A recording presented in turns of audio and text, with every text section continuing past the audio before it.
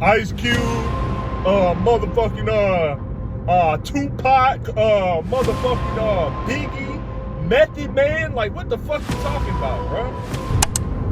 Bro, you know what's crazy about these, the top 5 list is that you fucking guys, if you ask a dude what his top 5 in NBA, he's not going to give you 5 point guards. He's not going to give you 5 shooting guards. He's going to give you a plethora of players. He's going to say, oh, Michael Jordan, Steph Curry. He might throw Shaq in there. He's a center. It makes sense. It's flexible. And it explores all talents of the NBA. But for some reason, when you fucking guys get the question of who's your top 5, you start naming fucking all 5 spiritual lyrical fucking rappers, or you'll give me all 90s fucking rappers for you old heads. Ice Cube, Tupac, Biggie, Method Man. Like, what the fuck you talking about, bro? Like, give me expand your motherfucking palette.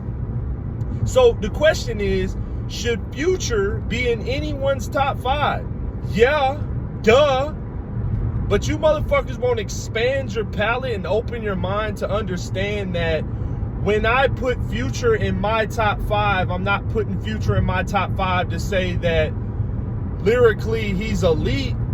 I think he's underrated lyrically, but I'm not saying that he's overall just in a top echelon, upper echelon of lyrical. What I'm saying is that when you diversify your fucking top 5 portfolio, and when I can say that Eminem and Pac and Jay and Wayne can be in the same conversation as a Future, I'm saying that with Future's fucking profile, his resume speaks for itself, that he has hits on hits on hits on hits and consistency.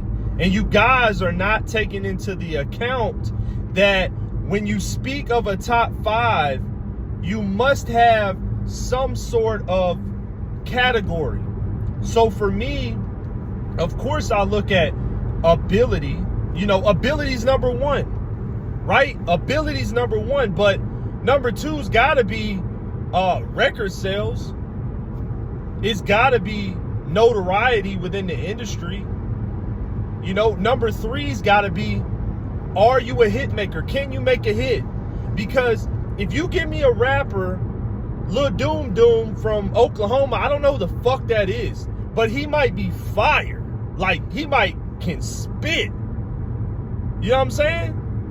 But if he can't make a fucking hit or get my recognition down here in Atlanta, or able to expand that, then I ain't trying to hear it. You see what I'm saying? So, with Future being in the top 5, it absolutely makes sense. And you guys got to get out of your fucking head of like being so stuck on a certain category that you like. And to be fair, just like my top 5, right? M, J, Pac, Wayne, Drake. But I can interchange, Drake is he's widespread in the category, right?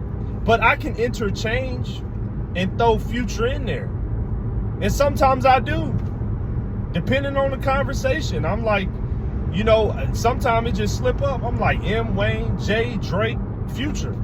You know what I'm saying? It just get that opportunity for me to express that, what means so much to me is not just a rapper that is just so lyrically inclined. I think that, of course, when you look at certain regions, right? Like if you look at somebody from New York or somebody from California, somebody from the South, somebody from the Midwest, or Middle America, they're going to have different artists that they may, place in that top 5. I just don't want us to get it fucked up and forget about these artists that may not be super lyrically inclined, but are moons away from other artists, they distinguish themselves as very special in the way that they can create hits and really seemingly and effortlessly. And again, I don't want to discount that Future is, let's not forget, Future's underrated lyrically. Think about it. He wouldn't be in anyone's conversation if, and no disrespect, I fuck with Waka. But if he was like a Waka type rapper where, you know, and Waka said this, lyrics are not that important to him to sit down and, you know, think of these complex rhyme schemes. He more so just wanted to kind of say what he wanted to say. And as long as it sounded good on the track, and it did, then he was fine. But, you know, a rapper like a Future has to be in the, and this is the thing, this is why you'll rarely ever hear anyone say like a Young Thug being in their top 5. I have heard it before, and I think that they're speaking of Young Thug in the sense of just the resume and legacy. It does roll in the vein of Future. However, you know, I just don't look at Thug like a super lyrical rapper. I look at him as like a very creative artist, you know. So again, for the topic to be about Future, I've just had so many debates about, you know, Future not being mentioned, you know, because you have these snobby fans. You know, hip hop is a snobby fucking industry. Believe it. I'm telling you, man, snobby fucking people where, you know, if you talk to somebody and they go, and you ask them their favorite rappers, and it's Kendrick, Cole, Common, Lupe, and shit. You talk to a motherfucker like that, they not even trying to entertain different avenues of hip hop, and y'all really got it fucked up, because hip hop ain't no lyrical miracle. That's not what it's about. Hip hop is an expression. Hip hop's an expression, and it has certain avenues, and they're all necessary. Just like, you know, I fuck with everything, but I fuck with drill rap. You know, I'm from the South. I fuck with trap, like bando, like Migos created bando music. I fuck with bando music. I fuck with trap. I fuck with lyrical. I fuck with just straight bars, you know, like Wayne Bar God. Like, I fuck with that. And I feel like y'all need to really expand and do your due diligence before you just start spewing out your top 5 and then like not even entertaining the idea of other artists, you know, like T.I. If T.I. in your top 5, I'm not going to argue with that. You see what I'm saying? I'm not going to argue with that, because yeah, he's a Southern rapper and he gives you a certain style, but bruh, his resume and lyrical capability, like, motherfucker can really rap.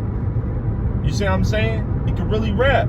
So again, let's not forget Future in that fucking Mount Rushmore, you know, top conversation. I'm sorry for the bumpy ride, man. This fucking road is shit over here. But yeah, man, we can't forget, you know, rappers like, you know, Future that and honestly, man, you know, another thing that I would classify in that top 5 is rappers who got albums that are classic albums, like no skips.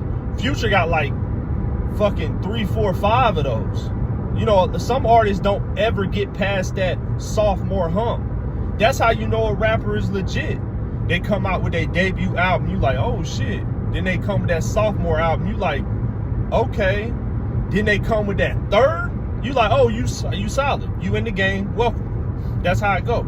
Future, man, Future got motherfucking Future True Story, Future Astronaut Status, Future, what was the album, with the championship music, Future, yeah, True Story. That's actually one of my favorite albums of all time. You know, it's a mixtape. I call it a fucking album, but it's one of my favorite of all time, period.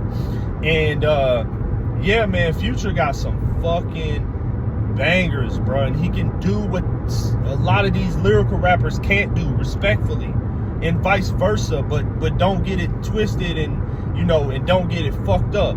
And I'm not saying this just because I'm from Atlanta, because again, I tip my hat to artists all across the world, you know. So yeah, man, I felt like it was just a conversation I wanted to add to my channel. I know I do a lot of content where I'm doing like the verses, and I really love doing that. I really love to enjoy that, but I want to expand my channel now that I'm getting my followers up, and be able to give you guys my point of view on hip hop, state of the union, if you will. And yeah, man, you guys hit that super thanks, man. Like and subscribe. And just comment, man. Get in the comments. You know, I be responding. Y'all see me responding y'all in the comments. Sometimes we get in a heated debate. Sometimes a smooth conversation. It's whatever, man. Let's just get the conversation going. And I'll talk to y'all soon, man. Ross is 2K.